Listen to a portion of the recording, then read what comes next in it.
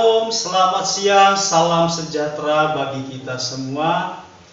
Puji Tuhan, saya berharap kita semua dalam keadaan baik dan sehat.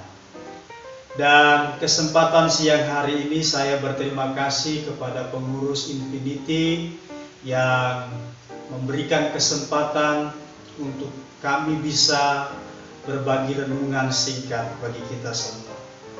Nah, siang hari ini saya ingin beri judul renungan singkat, yaitu menjadi pembawa perubahan. Dan saya percaya sesuai dengan visi misi Infinity Ministry untuk bisa menjadi orang-orang yang bisa mengabarkan kabar baik, mengabarkan kabar sukacita, dan menjangkau orang-orang yang belum terjangkau.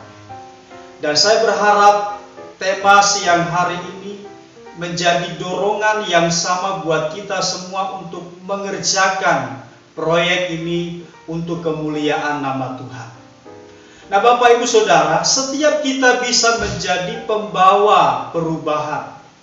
Dan saya percaya itu juga yang menjadi rencana Tuhan ketika Allah menciptakan kita, menjadikan kita ada di dalam dunia ini.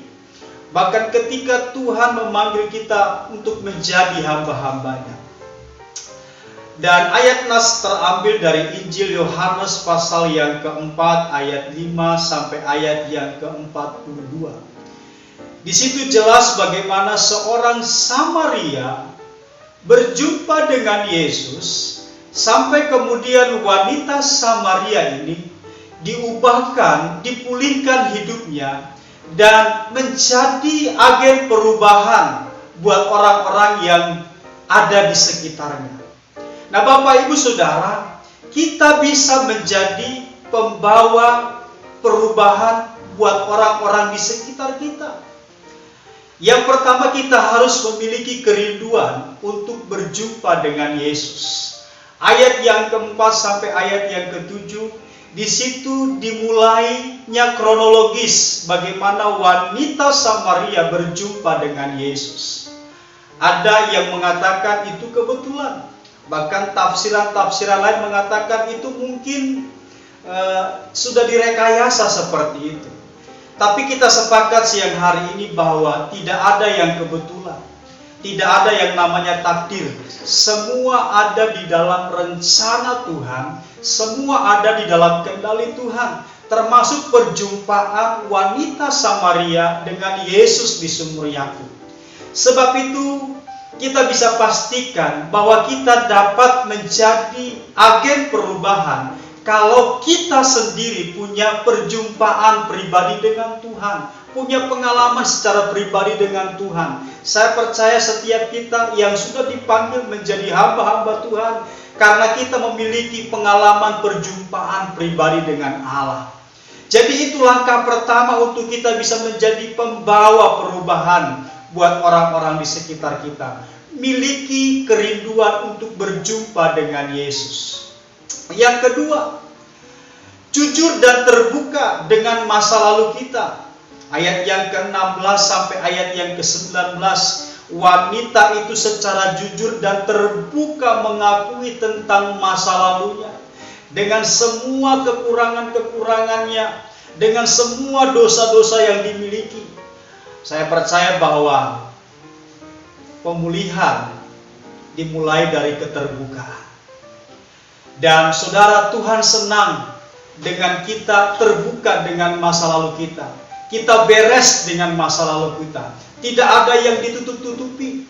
Karena Roma berkata bahwa tidak ada seorang pun yang tidak berdosa. Semua manusia telah berbuat dosa dan telah kehilangan kemuliaannya. Maka adalah lebih baik untuk kita terbuka. Maka adalah lebih baik untuk kita jujur dengan masa lalu kita. Sampai kemudian kita mengalami pemulihan dari keterbukaan-keterbukaan yang kita sampaikan kepada Tuhan.